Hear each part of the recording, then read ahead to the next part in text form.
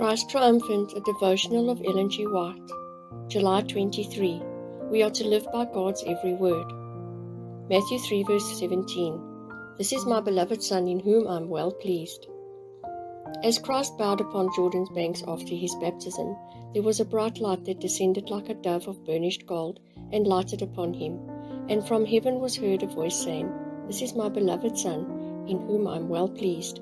We read over these words but do not take in their significance. We do not seem to understand their value to us. They are stating to you that you are accepted in the beloved. Christ with his long human arm encircles the fallen race, while with his divine arm he grasps the throne of the Almighty, thus uniting earth with heaven and fallen finite human beings with the infinite God. And this earth, which was divorced from heaven, is again united with heaven. A communication is opened with heaven through Jesus Christ, so that the human race, which was fallen, is brought back again into favor with God. Here Jesus passed into the wilderness of temptation, and trial is brought to bear upon him 100 times more trying than that brought upon Adam and Eve in the Garden of Eden. If Adam and Eve had lived by every word that proceeded out of the mouth of God, they would never have fallen, never lost the right to the tree of life. All who live by every word that proceedeth out of the mouth of God will now be brought back to the Eden home. There is happiness, hope, and peace for the desponding.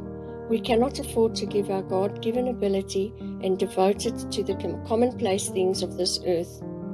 We want a faith that will grasp the promise set before us in the gospel.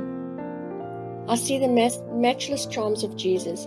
I never talk of any trials I cannot bear, or any self-sacrifice I cannot make.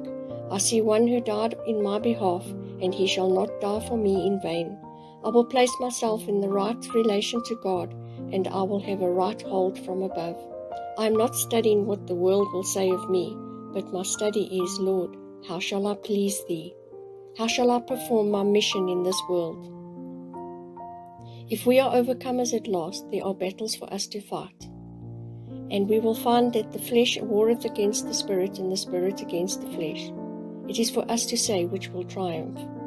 Manuscript 16, 1886. Sermons and Talks 2, 32-34.